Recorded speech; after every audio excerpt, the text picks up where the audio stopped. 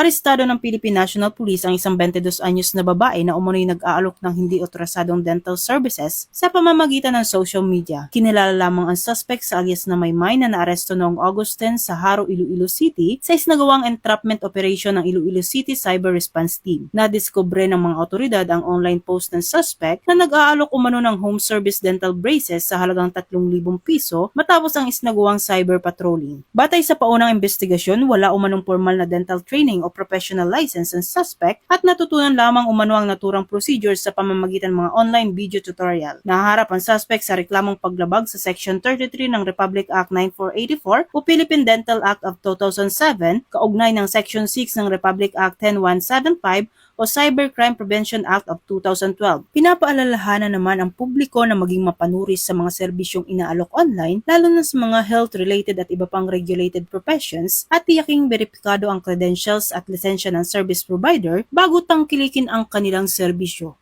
Mula dito sa National Headquarters ng Philippine National Police, ako po si Patrolwoman Dara Falogme. Nagbabalita para sa Police News Network, alagad ng batas, tagataguyod ng balitang pulis, bagong PNP para sa bagong Pilipinas, serbisyong mabilis, tapat at nararamdaman.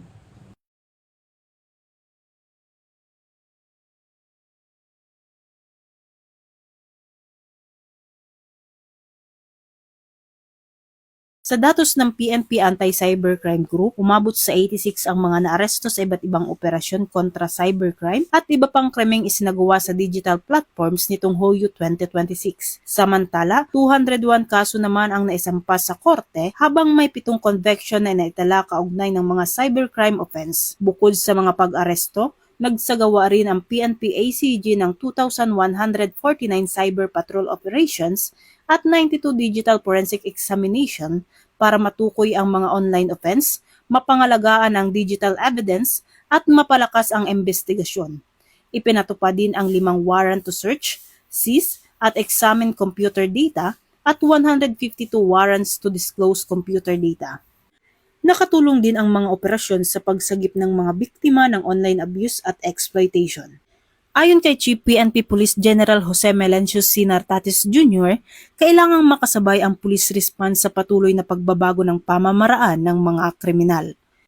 Binigyang diin ng PNP Chief na mahalaga ang pagkakaroon ng sapat na skills, tools at digital forensic capabilities ng mga investigador upang masundan ang digital evidence, maprotektahan ang mga biktima at makabuo ng mga kasong matibay sa korte. Bahagi ito ng PNP Focused Agenda, particular sa Enhanced Managing Police Operations na naglalayong palakasin ang police response laban sa mga umusbong na banta. Bagong PNP para sa bagong Pilipinas, serbisyong mabilis, tapat at nararamdaman.